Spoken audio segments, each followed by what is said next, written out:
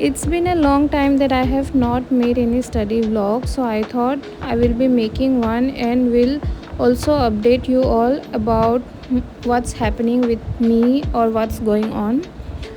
So there are two major updates. The first one is that my state PCS results are out, and I was expecting that I would qualify the pre-examination, but my name is not there in the list.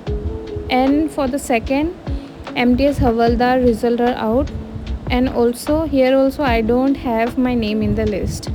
So these are the two major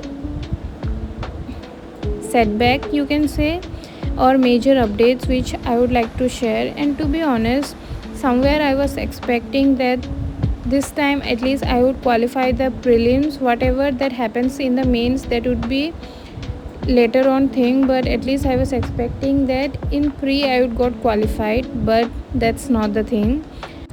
obviously बुरा तो लगता है, जितना भी बोले कि हम कि चलो कोई बात नहीं कि नेक्स्ट टाइम अच्छा कर लेंगे, या फिर स्टेट पीसीएस का जैसा फॉर एग्ज़ाम्पल आई नो कि मैंने वो एग्ज़ाम के लिए प्रिपेयर नहीं किया था, लेकिन फिर भी मेरा एग्ज़ाम ठीक ठाक गया था. And to be honest I am an CGL aspirant, और मैं CGL के लिए तो पढ़ ही रही थी, right. And also current affair वगैरह में भी मैं टच में थी.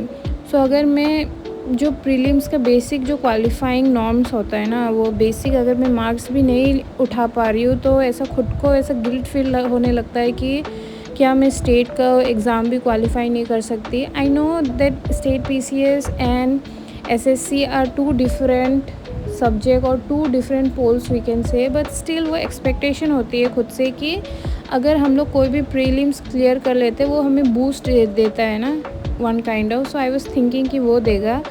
सो I know it's a major setback कि मैं चलो वो स्टेट PCS का तो क्वालिफाई नहीं कर पाई, लेकिन एटलीस्ट MTS का जो हवलदार का था, मैं उसमें एक्सपेक्ट कर रही थी कि चलो कि कम से कम मैं प्रीलिम्स अगर वहाँ पे क्लियर कर लेती, तो मेरा SSC का जो अपकमिंग एग्ज़ाम है, चाहे वो स्टेनो का हो या फिर फेस 14 का हो या फिर CGL का कुछ भी हो, उसमें मुझे वो बूस्ट मिलता, वो कॉन्फिडेंस मिलता. बट नेवर द लेस मुझे ऐसे बुरा तो लगा, लेकिन ऑब्वियसली अभी हमारा एग्ज़ाम पास में है CGL का, और इस बार तो कम से कम मैं नहीं चाहती कि मैं सिली मिस्टेक की वजह से रह जाऊं, क्योंकि हमेशा ऐसा होता है कि 3-4 मार्क्स के वजह से मैं रह जाती हूँ, which is only 2 questions, right. So मैं नहीं चाहती कि इस बार मैं सिली मिस्टेक करूँ और मेरा नाम लिस्ट से आउट हो जाए. सो इसके वजह से मैं अपना बेसिक पूरे अच्छे से करना चाहती हूँ. सो दैट्स वाई मैं अभी इंग्लिश का पूरा बेसिक से कर रही हूँ. And to be honest I am half way done. बस अभी मेरे पास शायद 2 से 3 लेक्चर बचे होंगे. अगर वो मैंने कंप्लीट कर लिया तो I am done with English and I have to just revise. Obviously vocab है, लेकिन ग्रामर पोर्शन का मेरा कंप्लीट हो जाएगा.